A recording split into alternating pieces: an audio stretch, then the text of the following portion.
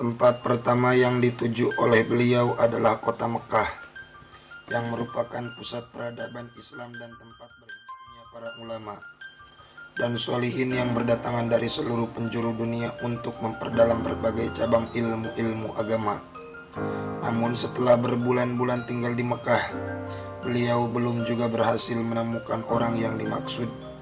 Sampai akhirnya pada suatu saat beliau memperoleh keterangan dari beberapa ulama di Mekah bahwa sang kutub yang beliau cari itu kemungkinan ada di negeri Irak yang berjarak ratusan kilometer dari kota Mekah.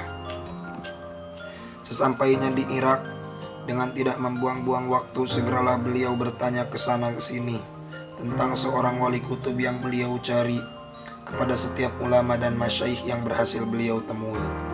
Akan tetapi mereka semua rata-rata menyatakan tidak mengetahui keberadaan sang wali kutub di negeri itu. Memang sepeninggal Sultanul Aulia Qutbir Rabbani wal Ghausis Sumadani Sayyidi Syekh Abu Muhammad Abdul Qadir Al-Jilani radhiyallahu anhu, kedudukan wali kutub yang menggantikan Syekh Abdul Qadir Jilani oleh Allah disamarkan atau tidak dinampakkan dengan jelas. Pada waktu kedatangan Syekh Abil Hasan ke Baghdad itu, Syekh Abdul Qadir Al-Jailani 470 sampai 561 Hijriah sudah wafat sekitar 50 tahun sebelumnya. Selisih waktu antara wafatnya Syekh Abdul Qadir dan lahirnya Syekh Abil Hasan terpaut sekitar 32 tahun. Di kala hidupnya, Syekh Abdul Qadir diakui oleh para ulama minas siddiqin sebagai seorang yang berkedudukan Qutbul Ghaus. Akhirnya beliau mendengar adanya seorang ulama yang merupakan seorang pemimpin dan khalifah Thariqah Rifaiyah, yaitu Syekh As-Shaleh Abul Fatah Al-Wasiti radhiyallahu anhu. Syekh Abul Fatah adalah yang memiliki pengaruh dan pengikut cukup besar di Irak pada waktu itu. Segeralah beliau sowan kepada Syekh Abul Fatah dan mengemukakan bahwa beliau sedang mencari seorang wali kutub yang akan beliau minta kesediaannya untuk menjadi pembimbing dan pemandu perjalanan ruhani beliau menuju ke hadirat Allah Subhanahu wa Ta'ala. Mendengar penuturan beliau, Syekh Abul Fatah sembari tersenyum kemudian mengatakan, "Wahai anak muda, engkau mencari kutub jauh-jauh sampai ke sini, padahal orang yang engkau cari sebenarnya berada di negeri asalmu sendiri. Beliau adalah seorang kutubuz zaman dan agung pada saat ini. Sekarang pulanglah engkau ke Maghrib daripada bersusah payah berkeliling mencari di negeri ini. Beliau pada saat ini sedang berada di tempat khalwatnya di sebuah gua di puncak gunung. Temuilah yang engkau cari di sana." Beberapa saat setelah mendapat penjelasan dari Syekh Abul Fatah Al-Wasiti, beliau segera mohon diri sekaligus minta doa restu agar beliau bisa segera berhasil menemukan sang kutub yang sedang dicarinya.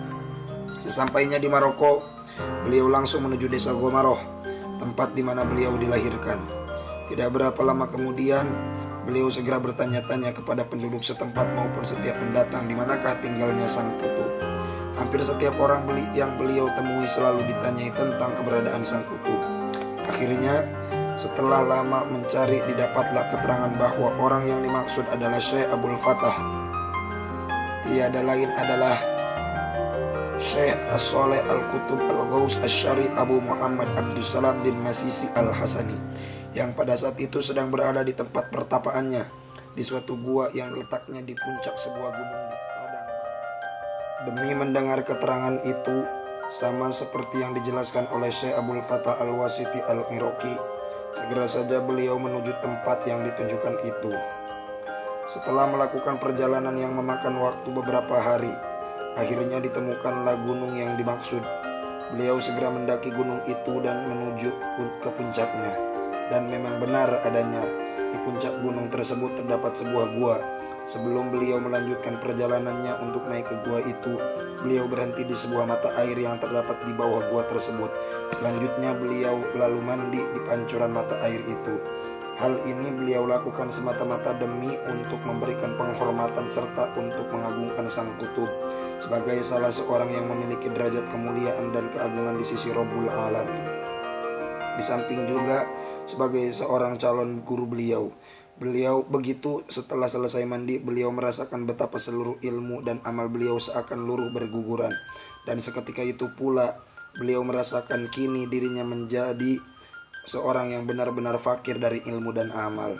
Kemudian setelah itu beliau lalu berwudu dan mempersiapkan diri untuk naik menuju ke gua tersebut.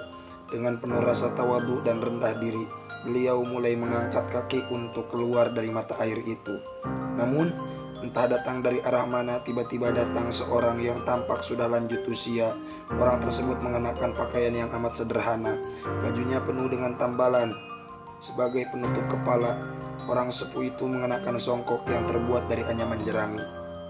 Dari sinar wajahnya menunjukkan bahwa orang tersebut memiliki derajat kesolehan dan ketakwaan yang amat luhur. Kendati berpenampilan sederhana, tetapi orang tersebut tampak sangat anggun, arif, dan berwibawa. Kakek tua itu kemudian mendekati beliau seraya mengucapkan salam. Assalamualaikum. Beliau dengan agak sedikit terkejut serta merta menjawab salam orang itu. Waalaikumsalam warahmatullahi wabarakatuh. Belum pula habis rasa keterkejutan beliau, orang tersebut terlebih dahulu menyapa dengan mengatakan marhaban ya Ali bin Abdullah bin Abdul Jabbar bin Tamim bin, dan seterusnya nasab beliau disebutkan dengan runtut dan jelas sampai akhirnya berujung kepada baginda Rasulullah Sallallahu Alaihi Wasallam. Mendengar itu semua, beliau menyimaknya dengan penuh rasa takjub. Belum sampai beliau mengeluarkan kata-kata, orang tersebut kemudian melanjutkan, ya Ali, engkau datang kepadaku sebagai seorang fakir, baik dari ilmu maupun amal perbuatanmu. Maka engkau akan mengambil dari aku kekayaan dunia dan akhirat. Dengan demikian maka jadi jelas dan yakinlah beliau kini bahwa orang yang sedang berada di hadapannya itu adalah benar-benar Asy-Syaikh Al-Qutub Al-Ghawth Sayyid Abu Muhammad Abdussalam bin Masisi Al-Hasani radhiyallahu anhu yang selama ini dicari-carinya. Wahai anakku, hanya puji syukur alhamdulillah kita haturkan kehadirat Allah Subhanahu wa taala yang telah mempertemukan kita pada hari ini. Berkata Syekh Abdussalam lagi, ketahuilah wahai anakku bahwa sesungguhnya sebelum engkau datang ke sini, Rasulullah Sallallahu Alaihi Wasallam telah memberitahukan kepadaku segala hal ihwal tentang dirimu serta akan kedatanganmu pada hari ini. Selain itu, aku juga mendapat tugas dari beliau agar memberikan pendidikan dan bimbingan kepada engkau. Oleh karena itu, ketahuilah bahwa kedatanganku ke sini memang sengaja untuk menyambutmu. Selanjutnya, beliau tinggal bersama dengan sang guru sampai waktu yang cukup lama. Beliau banyak sekali mereguk ilmu tentang hakikat ketuhanan dari Syekh Abdussalam yang selama ini belum pernah beliau dapatkan. Tidak sedikit pula wejangan dan nasihat-nasihat Syekh berikan